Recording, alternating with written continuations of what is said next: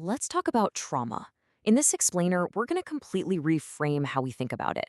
We're going to move beyond just the events that happen to us and really dig into what happens inside of us. And more importantly, what the path to healing from that experience actually looks like. You've heard it a million times, right? Someone's struggling, and the advice is always just move on, put it behind you. And look, it's usually well intentioned, but that advice can completely miss what's really going on inside a person. Because that's the thing, isn't it? For so many people, the past isn't some dusty old book you can just close. No, it's alive. It's right here, in the present, messing with today. And to understand that, we need a whole new way of looking at it. Okay, this right here is the big shift. We usually think of trauma as the thing that happened, the car crash, the loss, the fight. But the deeper truth, trauma isn't the event. Trauma is the wound that event leaves inside you. It's what happens to your nervous system, your body, your mind, as a result. And why does this distinction matter so much? Because it's everything.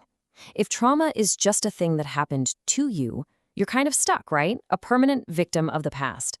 But if trauma is what's happening inside you now, well, that changes the game. That means you can work with it, you can change it, you can heal.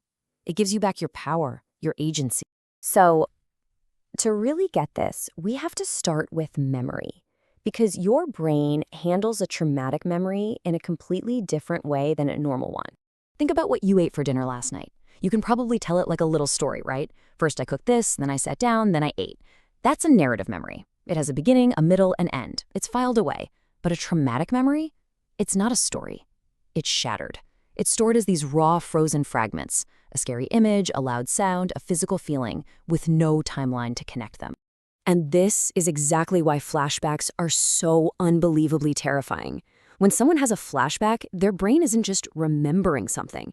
It's literally reliving those frozen pieces as if it's all happening for the very first time, right now. All the alarm bells, all the fear, all the panic, it's all happening again, full force. But this isn't just happening in the mind, not even close. The body is front and center in the experience of trauma.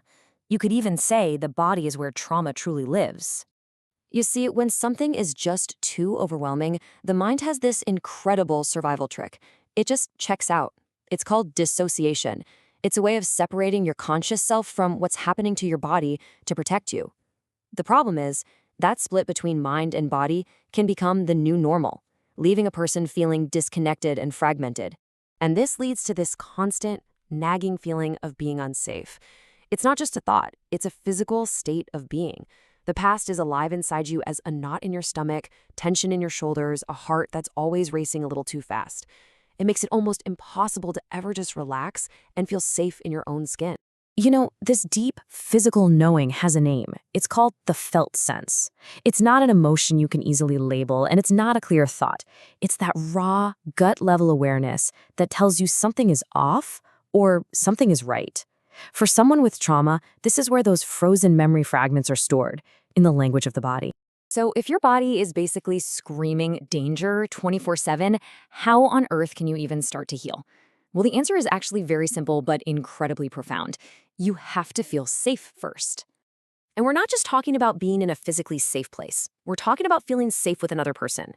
Holding space is this beautiful idea of being fully present with someone without judging them, without trying to fix them, just letting them be and feel whatever they need to feel. This quote from Heather Plett just says it all, doesn't it? It's not about being a hero or having the answers. It's about being a compassionate witness. And that kind of presence sends a powerful message to a person's nervous system. You are safe here. It's okay to let your guard down. This brings us to a biological miracle, really. It's called co-regulation. I love this analogy.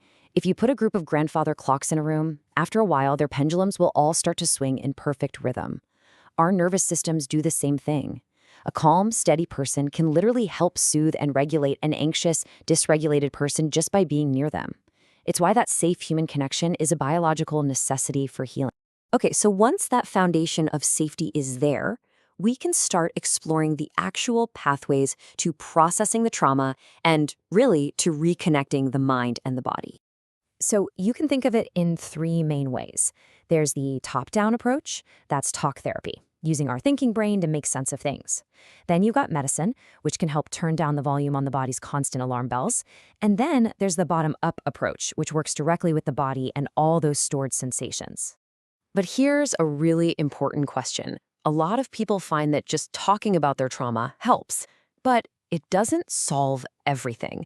They might understand what happened intellectually, but they still feel trapped in their own bodies. So what gives? Well, the answer lies in our brains.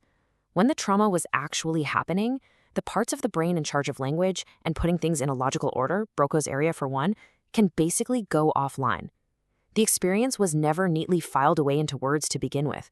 It was recorded as pure, raw sensation. And this is why those bottom-up therapies are such a game changer.